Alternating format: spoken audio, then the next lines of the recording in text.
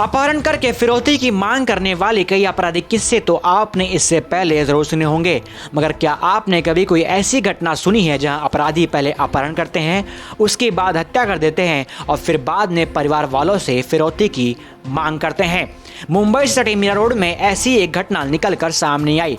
31 जुलाई की शाम विष्णु ठाकुर के घर उस वक्त कोहराम मच गया जब उनका 13 वर्ष का बेटा लापता हो गया।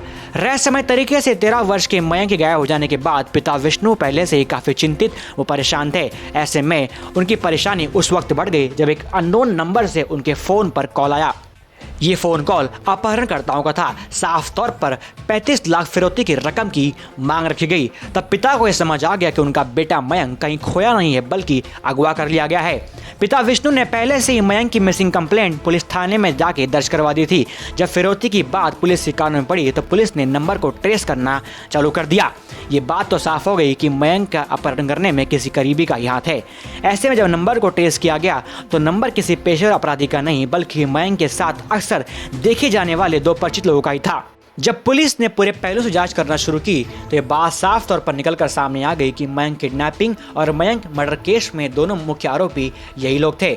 आरोपियों की पहचान अफजल मोहम्मद अंसारी और इमरान शेख के तौर पर की गई है। पुलिस के मुताबिक बदमाशों ने आपराधिक साजिश को 4-5 महीने पहले ही प्लान कर लिया था। अफजल को सैलून खोलना था और इमरान को गैरेज खोलना था, तो ऐसे में उनके पास पैसे नहीं थे। पैसों के लिए उन्होंने इस आपराधिक साजिश को बाकायदा अंजाम दिया। अफजल अंसारी ने पहले टारगेट ढूंढा, उसके बाद टारगेट मयंक से दोस्ती की और उसके काफी क्लोज आ गया। और अचानक जब एक दिन अफजल को पता लगा कि मयंक के पास सिम कार्ड है मगर फोन नहीं, तो ऐसे में अफजल ने मयंक को फोन दिलाने का लालच दिया और मयंक को अपने साथ और इमरान के साथ गाड़ी में बिठाकर वसई की ओर रवाना हो गया।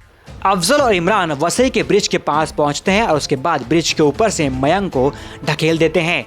गिरने के बाद भी जब वो देखते हैं कि मयंक खड़ा उठता है, उसकी जान नहीं जाती, तो वो दोनों नीचे जाते हैं और धारदार हथियार से लगातार वार करके मयंक की जान ले लेते हैं। मयंक की हत्या करने के बाद ये दोनों आरोपी मयंक के घर गए और उसके माता पिता से बाकायदा बातचीत की। उसके बाद मयंक के पिता का इन दोनों ने नंबर लिया और कहा कि जैसी भी कोई भी जानकारी मयंक के बारे में इन्हें मिलेगी वह तुरंत इन्हें इत्तला करेंगे। नंबर पाते ही ये दोनों आरोपी घर गए और मयंक के पिता को फिरौती की कॉल कर दी। फिलहाल काशीमीरा पुलिस ने दोनों आरोपियों को पकड़ लिया है और मयंक की किडनैपिंग उसके बाद मर्डर की मिस्ट्री को सुलझा लिया है और दोनों आरोपियों को हिरासत में ले लिया है। ऐसे सारे किस्से से हमें सीख लेने की जरूरत है। न्यूज़ फुल डेस्क से दुर्गेश पाठक की रिपोर्ट।